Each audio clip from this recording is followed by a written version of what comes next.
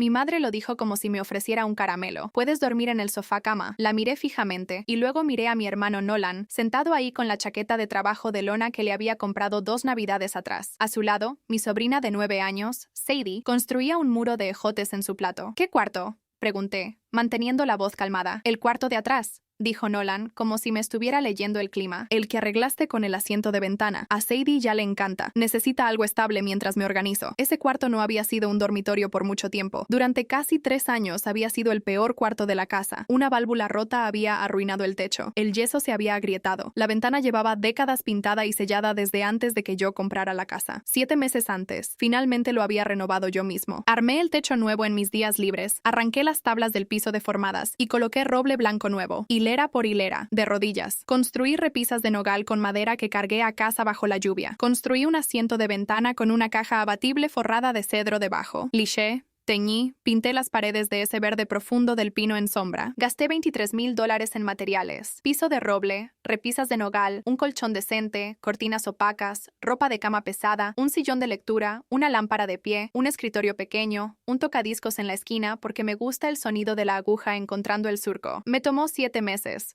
Un día libre de cada 2. Soy paramédico, todavía lo soy. Turnos de 24 horas en la estación 12. Ese cuarto era el único lugar en mi vida que no necesitaba nada de mí. Era el lugar más silencioso en el que había estado jamás. Nolan sabía todo esto. Me había ayudado a subir las tablas de nogal por las escaleras. Había fotografiado el cuarto terminado y lo había mostrado en el trabajo. Se había parado en la puerta con una cerveza en la mano y lo había llamado un hotel que no podía pagar. Ahora se lo estaba entregando a su hija, como si mi casa fuera una propiedad de renta que había reservado sin decírmelo. ¿De qué estás hablando exactamente?, pregunté. Se me acaba el contrato de renta, dijo Nolan. Eso no es lo mismo que mudarte a mi casa. Mi madre dejó el cuchillo con fuerza sobre la mesa. Tu hermano está pasando por un momento difícil, dijo, con esa voz que perfeccionó cuando yo tenía 11 años. Mi padre me lanzó una mirada suplicante. No convirtamos la Navidad en una pelea. Yo había salido de un turno de 24 horas esa mañana. Había dormido 2 horas. Había cocinado todo el día. Nolan había llegado 50 minutos tarde con una hielera vacía para llevarse comida. Mi madre había entrado y preguntado por qué no había comprado un árbol de verdad. Y de alguna manera, a los 6 minutos de cena, yo era quien arruinaba la Navidad. ¿Cuánto tiempo piensas quedarte?, pregunté. Nolan se encogió de hombros. Unos meses. Tal vez más. ¿Y yo dónde voy a dormir? Mi madre respondió por él. Obviamente Sadie debe tener el cuarto verde. Nolan puede usar tu recámara por ahora. Tienes ese sofá cama abajo, ¿no? Por un instante largo escuché todo en esa casa con total claridad. El radiador haciendo tic-tac, el aguanieve en la ventana, Sadie conteniendo la respiración. 3 adultos esperaban a que yo aceptara que la solución a las decisiones de mi hermano era que yo entregara mi casa cuarto por cuarto. De verdad creían que iba a decir que sí. Esa fue la parte que me quitó el piso de debajo. No la desfachatez, sino la certeza. Habían pasado 36 años enseñándome a ser el razonable, el que absorbe todo. Levanté mi vaso, bebí un trago y asentí. Está bien, dije. A Nolan se le relajaron los hombros de alivio. Mi padre susurró, gracias, con la voz quebrada. Mi madre volvió a levantar el cuchillo como si un pequeño asunto administrativo se hubiera resuelto correctamente. ¿Ves?, le dijo Nolan a Sadie. Te dije que el tío Grant lo entendería. Sadie no le devolvió la sonrisa. Terminé la cena. Empaqué las sobras, llené la hielera de Nolan, acompañé a mis padres a la puerta. En los escalones, Nolan dijo, sin levantar la vista del teléfono, traigo cajas el sábado. Saca tus herramientas de ese closet. Sadie las va a necesitar para sus cosas de la escuela. ¿Y tus muebles? Voy a vender casi todo. ¿Y Sloan también se va a mudar? No de inmediato. La verdad no lo hemos hablado bien. Claro que no lo habían hablado. Nolan tenía 33 años. Y nunca había hecho un plan que no requiriera que alguien más sostuviera el otro extremo. Cada crisis suya terminaba en mi regazo, disfrazada de deber familiar. Le había cubierto 5 meses de renta cuando dejó un trabajo porque supuestamente su jefe se sentía amenazado por él. Le había transferido $4,600 para un depósito cuando terminó con la madre de Sadie. Le pagué la transmisión de su camioneta, su recibo de calefacción en febrero, los frenos dentales de Sadie, su campamento, su abrigo de invierno, un curso de certificación que dejó a las 3 semanas. El dinero nunca regresaba. Amo a mi sobrina. Era la palanca que siempre usaban y funcionaba, porque evitar que a Sadie le faltara algo se había convertido silenciosamente en la mente de todos, en lo mismo que evitar que Nolan enfrentara alguna consecuencia. Ya había visto este patrón antes, a menor escala. Cuando Nolan tenía 24 años, pidió quedarse en su antiguo cuarto 3 semanas. Mi padre dijo 3 semanas. Mi madre dijo el tiempo que necesites. en el mismo aliento. Nolan se quedó 14 meses, no pagó nada, no limpió nada, y eventualmente ocupó la segunda recámara para una motocicleta que estaba reconstruyendo, el cuarto donde mi padre guardaba sus herramientas. Mi padre, un hombre que no está hecho para la confrontación, empezó a dormir en el sillón reclinable de la sala en vez de pedirle que se fuera. Recuerdo haberlo encontrado ahí una vez, 58 años, todavía con las botas puestas, en una casa que había pagado a lo largo de 26 años. Juré que eso nunca me pasaría a mí. 11 años después, estaba sentado en mi propia mesa y por unos 4 segundos, de verdad consideré el sofá. Eso es lo que hace ese entrenamiento. No te hace débil, te hace rápido. Aceptas antes de haber terminado de escuchar la frase, porque aceptar es la salida más corta del cuarto. Para cuando notas lo que aceptaste, ya llevas una década haciéndolo, y hay una pila de piezas de motocicleta donde antes estaban tus herramientas. 11 años después de jurar que nunca me pasaría, había pagado un depósito, 5 meses de renta, una transmisión y unos frenos dentales, y aún así casi dije que sí a un sofá. Esa noche, después de que mi familia se fue, me quedé parado en la puerta del cuarto verde, a oscuras. La nieve caía azul bajo la luz de la calle. La tapa del asiento de ventana estaba abierta 1 pulgada, una bisagra que llevaba tiempo posponiendo arreglar. En la tercera repisa,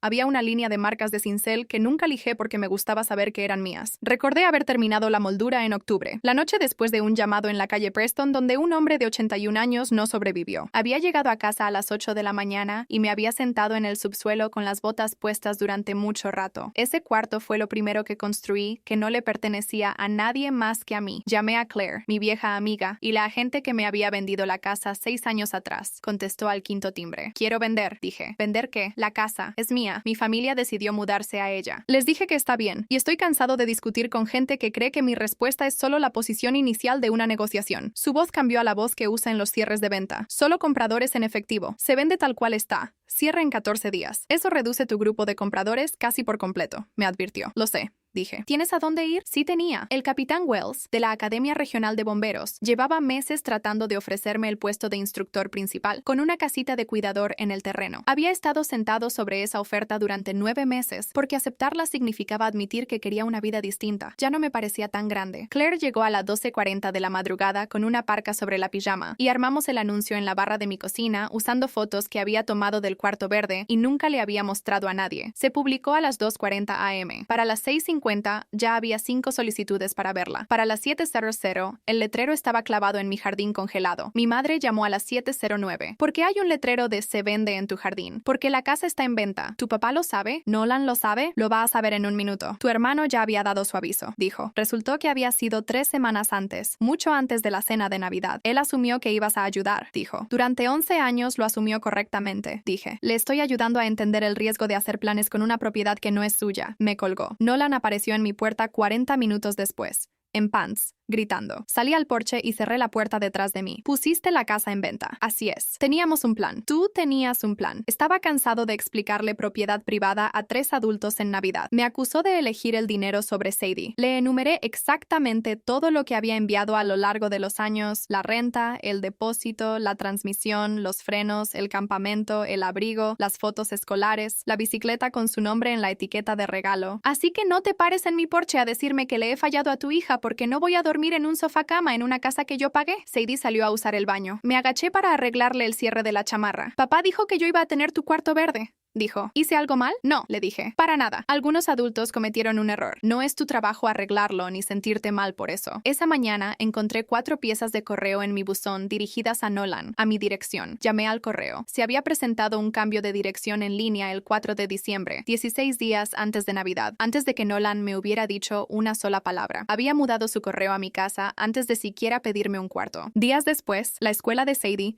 llamó para confirmar un cambio de ruta de autobús que Nolan había presentado el 22 de diciembre, 3 días antes de la cena de Navidad, poniendo mi dirección como su nuevo punto de entrega y agregándose a sí mismo como miembro del hogar en mi calle. Lo revertí de inmediato. Si yo hubiera dicho que no y nada más hubiera pasado, un autobús escolar de todas formas habría dejado a mi sobrina en mi puerta el 6 de enero. Mi madre llamó a Claire e intentó que retirara el anuncio, diciéndole que yo no estaba pensando con claridad y que había estado bajo mucho estrés en el trabajo. Claire le dijo, correctamente, que ella solo tomaba instrucciones del propietario registrado y le advirtió que no volviera a llamar. No estaba tratando de ayudarte, me dijo Claire. Si logra que un profesional te trate como inestable, cada no que hayas dicho se convierte en un síntoma en vez de una oración. Para la noche ya teníamos 3 ofertas en efectivo. Acepté la de la señora Okafor, de 71 años, bibliotecaria escolar jubilada, cuyo nieto de 7 años ya había reclamado el asiento de ventana durante el recorrido. Oferta limpia en efectivo, sin condiciones, cierre en 14 días. A la mañana siguiente, mi madre esperó 51 minutos en mi estación de bomberos. «Lo que estás haciendo no es racional», dijo. «Cancélalo». No, me dijo que Nolan estaba criando a una hija solo, que tenía opciones, y admitió, cuando lo mencioné, que no sabía que su novia Sloane también podría mudarse. Le expliqué todo el patrón. Nolan decide, mi padre entra en pánico, ella me llama egoísta. Yo pago. Puse sobre el escritorio los 4 sobres de correo reenviado de Nolan. No tuvo respuesta. Se fue sin despedirse. Ese fin de semana, Nolan publicó una foto de la mochila de Sadie con un pie de foto sobre gente que le importan más los metros cuadrados que la sangre. Familiares me llamaron a sermonearme. Mi padre visitó solo, estacionándose en la calle como hace cuando no está seguro de ser bienvenido. Pidió ver el cuarto. Pasó los dedos sobre las marcas de cincel en la repisa de nogal y dijo, «A tu abuelo le habría gustado este cuarto. No habría dejado que nadie se lo quitara». Luego preguntó si había alguna forma de detener la venta. «No», dije, «no la hay». El lunes, Nolan llamó diciendo que un tipo le había dicho que recibir correo en mi dirección durante semanas establecía residencia, que existían periodos de aviso, que no podía desalojar a un residente en invierno. Durante 90 segundos,